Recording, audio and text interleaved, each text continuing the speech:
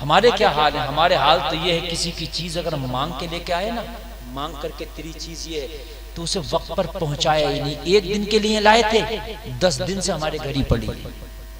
इजाजत 1 दिन की दी थी उसने, 10 दिन की नहीं दी थी। 9 दिन का मरने के बाद उससे हिसाब।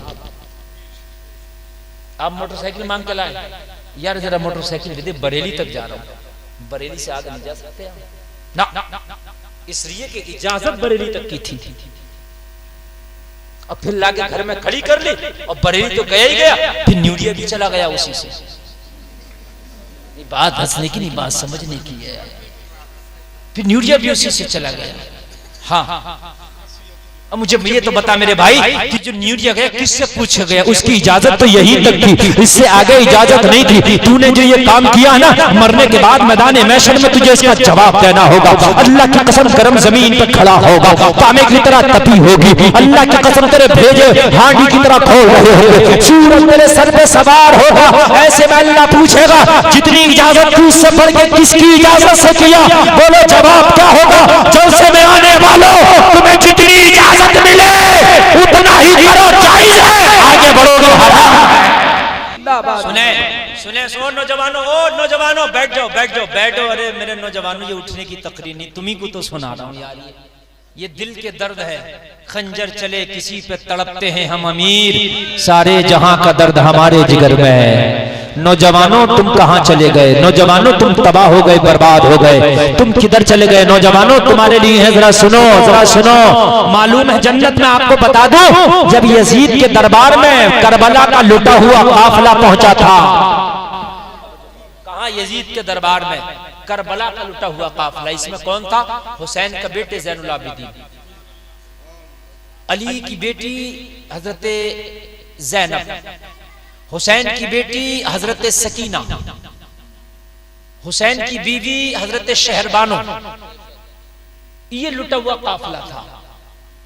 इसमें एक फिजा भी थी जो हजरत फातिमा की कनीज थी। ये सब पहुंचा तो यजीद ने एक जुमला बोला था। जुमला मेरा वो मौजू नहीं है, बस एक बात बता रहा हूं कि ये जितने भी कैदी हैं इन्हें मेरे सामने पेश करो। कैदी, जब हुसैन के घर वालों को कैदी कहा ना, तो फिजा जो फातिमा की कनीज थी जलाल में आ गई। बुढ़ापे की वजह से इनकी कमर झुक गई थी, लेकिन जलाल आया ना तो सीधी खड़ी हो गई। आपको मालूम है ना, जब जलाल आता है ना तो बूढ़ा आदमी भी सीधा हो जाता है। जलाल बड़ी खतरनाक है। कैसा जलाल आया होगा जो फिजा बुढ़ापे की वजह से कमर लच गई थी, 80 साल की उम्र थी, सीधी खड़ी हो गई। और जुमला सुनना अगर दिल तुम्हारा बर्दाश्त कर सके। कहने लगी, ओ जालिम यजीद, किसको गुलाम और किसको कैदी कह रहा है? रब्बे काबा की कसम, जिन्हें तू कैदी कहता है ये कैदी नहीं, दुनिया और जन्नत के मालिक हैं। जिसे चाहे ताजदार बना दें, जिसे चाहे जन्नत का हकदार बना दें। और इनके घर से मिलता है। तब कब्र से आवाज आई, वो मिट्टी देने वालों, यहाँ हसब और नसब नहीं देखे जाते, यहाँ नामा अमाल देखे जाते। मरने के बाद बड़ी शरीयतों पे अमल होता है। और भाई तीजे में 25 किलो ही चना आना है, इससे कम नहीं आएगा। और मेरे भाई फिर 25 किलो नहीं 5 क्विंटल भी ले आओ, अगर तेरे अमल अच्छे नहीं है तो किसी काम कर। बात समझ नहीं? तू अगर किसी का हक मार के गया, हराम के लुक्म खा के गया, तो कब्र में तेरी आग भरेगी भरेगी। क्या कुरान माज़अल्लाह झूठा हो जाएगा क्या फिर है?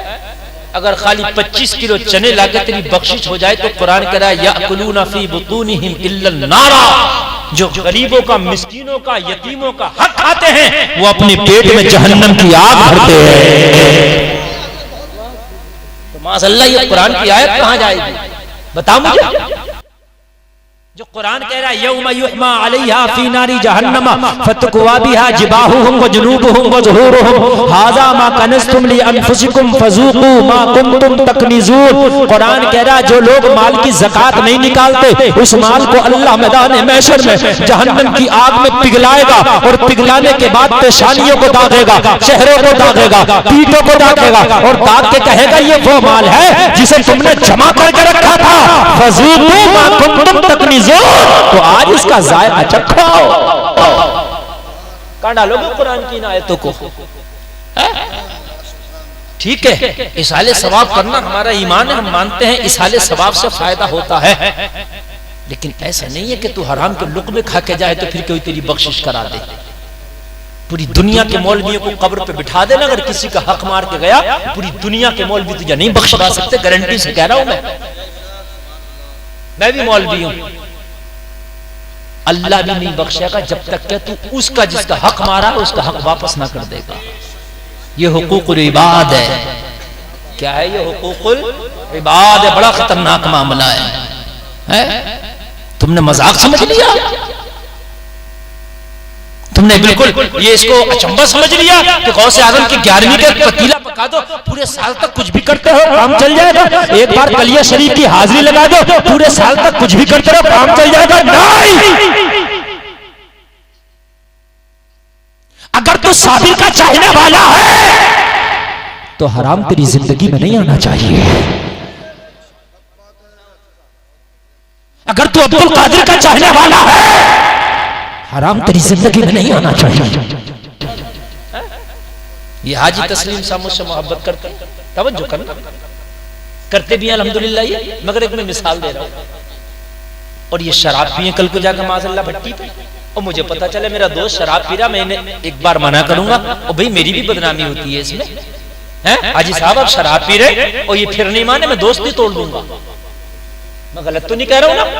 इसलिए कि यार तुम मेरी दोस्ती की भी लाज नहीं रख रहे, तुम तो शराब पी के अपने आप को बर्बाद कर रहे हो, मगर मेरी भी तो लाज नहीं रख रहे ना। यार एक बात बता, मैं दोस्ती तोड़ दूंगा, जब तुम हराम काम कर रहे हो तो अल्लाह तुमसे दोस्ती तोड़ देगा।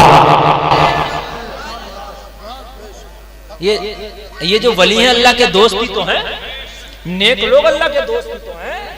अल्लाह का कोई रिश्तेदार तो है, उसका ना कोई रिश्तेदार है ना कोई खानदानी है, ठीक है, उसके दोस्त है, वली उसके दोस्त है। वली का माने दोस्त के आते हैं, वली दोस्त है, और नेक लोग भी अल्लाह के दोस्त है।